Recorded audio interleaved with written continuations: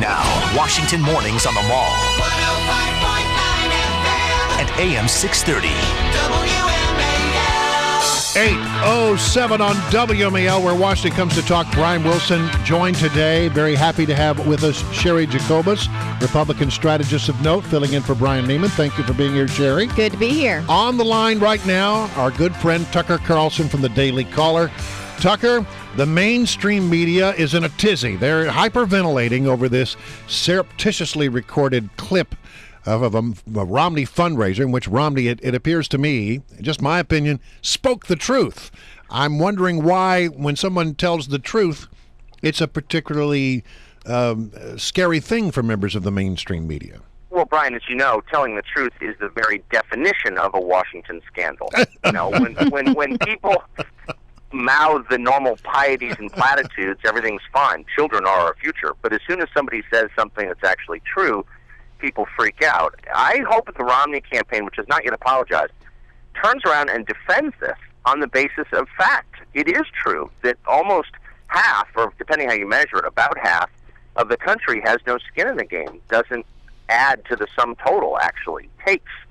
And this is a massive problem because people who aren't paying their way are not invested in the success of an enterprise, whether it's a company or a country. I mean, for the same reason you don't change your oil in a rental car, people who are getting more than they pay in to the country, don't have a good reason to take care of the country.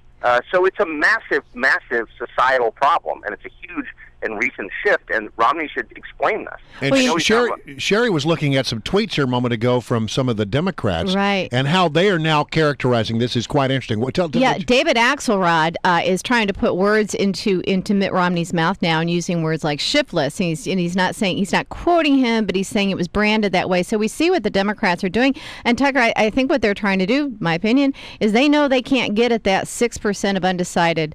So I think what they're doing is they're doubling down on this divisive talk, because this is a turnout election. Barack Obama cannot get more people who are currently planning to vote for him, so he has to dig deep and get new people who might not be planning on turning out. He has to get them very angry and get them out on election day. Do you think that's why we're hearing this language? That's all obviously true. I mean, I think you're exactly right.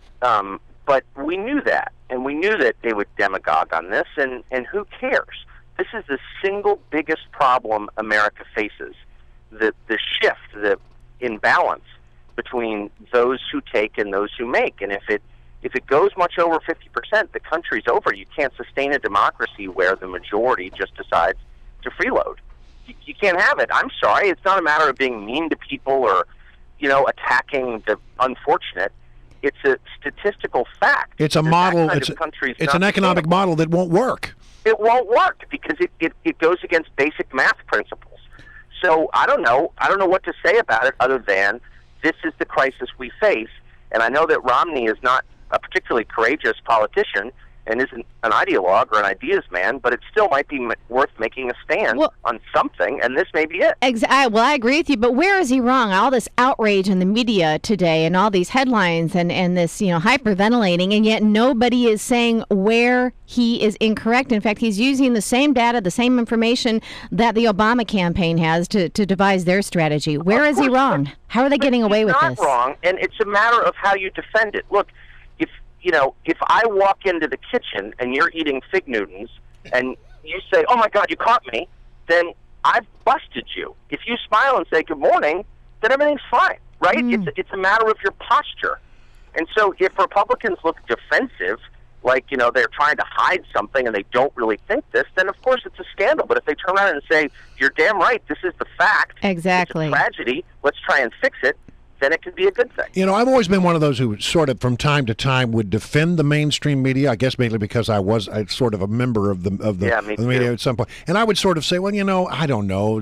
But in this particular case, it seems really egregious. Where are the discussions right now about the security lapses that led to the death of a U.S. ambassador? Where are the discussions about the fact that in the 6 days leading up to the anniversary of 9/11, the President of the United States did not attend attend his daily intelligence briefing. Where are the stories about how foreign policy has failed around the world and that the president has not managed the Arab Spring very well? None of those stories are in the news right now. No. But what we are hearing about is something where candidate Romney spoke the truth.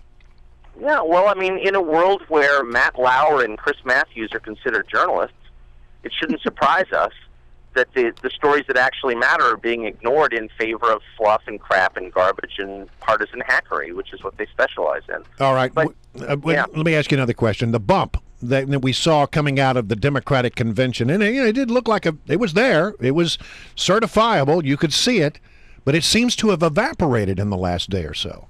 Yeah, I mean, these bumps tend to.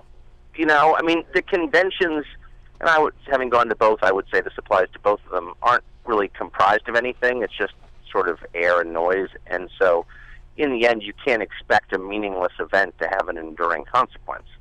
And so that's kind of always what happens. And also keep in mind, I mean, let me say, I think Romney's in a tough spot right now, given the polling in certain states like Ohio and Virginia. However, keep in mind that Obama overpolls and always has, which is to say more people say they're going to vote for Obama than actually do. So, that's before you freak out. If you're a Republican, that's something to keep in mind. Well, Ohio, I mean, I'm looking at the Real Clear Politics average. Ohio, Obama up by 4.2. That might be a little tough to bridge. But in Virginia, he's up by 1.5 points. In Florida, a point and a third. On the other hand, it's Virginia. Yeah. Now, I know we won it 4 years ago, but everyone thought that was an anomaly just because of the turnout. But it looks like, because of massive demographic changes to the country, that Virginia is just a different state than the one we thought it was, which I guess makes sense, but it's still a little shocking. And it's another reminder that Republicans are going to need a new model to win national elections after this, because the country's just changing too fast. I mean, there's no Republicans going to win in 2016 if current trends continue demographically. Sorry. So that's something that they're going to need to think through. By the way, I saw this Daily Caller story about the teacher down in Brevard County. I got a big kick out of that this morning. Oh, fantastic. Requiring people to sign a pledge to vote for Obama.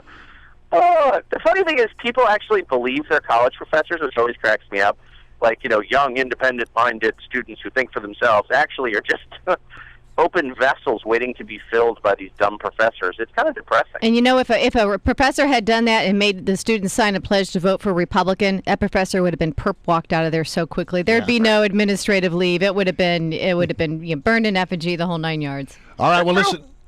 We got to leave it right there, Tucker. Thank you so much. It's good to have you on. And by the way, people, since we've been talking about this Mitt Romney clip, they're on the phone lines. We even asked for phone calls. They already want to talk about it. So we're going to take your calls in just a moment at 1-888-630-965. Tucker Carlson, thank you for joining us.